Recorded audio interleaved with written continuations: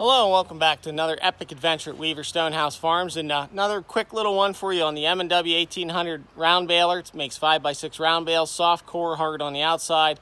It's also known as a Krone 181 because Krone originally made these back in the day. Archway is the one that has all the parts and pieces now for the old M&W 1800s. They've been great to deal with. And I got a new sprocket. So let's talk about this. This is going to be for chain.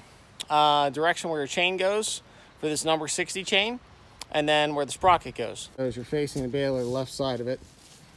This is a number 60 chain, but it is not a heavy wall chain. It is not a thick chain. So the chains that you can pick up like a Tractor Supply and Rural King, which are a heavier thick wall chain, bind.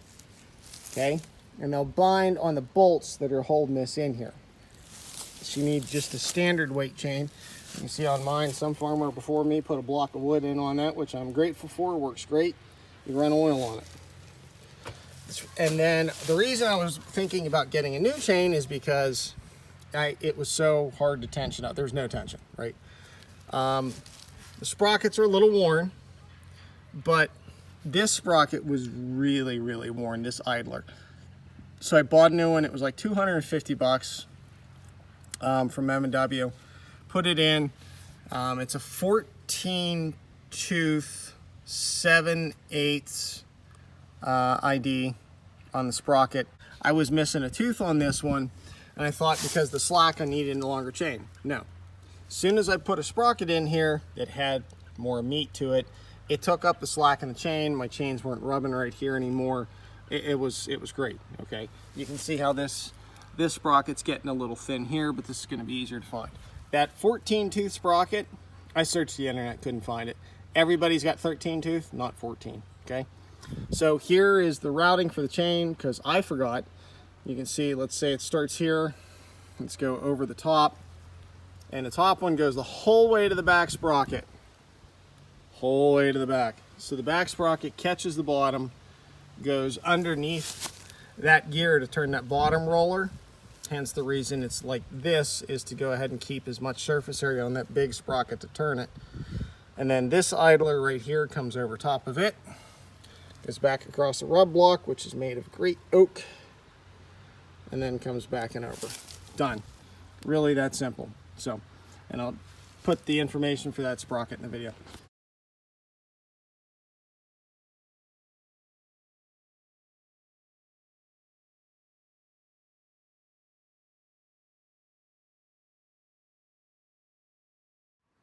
Okay, so here is the $250 sprocket from M&W for the M&W 1800 round baler. You can see that part number. It's an M&W 1436357-513890. And then the bearing is a 604 RLD. Okay, Pier from China. Now, you can see this is a straight sprocket, and there's two bearings in it, same bearings. Show that part number again. You see two of them tacked in there, but obviously not pushed the whole way in. Now this is for a number 60 chain. Now here's the thing that's interesting. This is 14 tooth on the sprocket, not 13. Everything else you can find on the internet, 13 tooth. This is 14 tooth for number 60. There's no teeth left. Like when you compare between them, there's no comparison. This was shot. I mean, just shot. It's been used.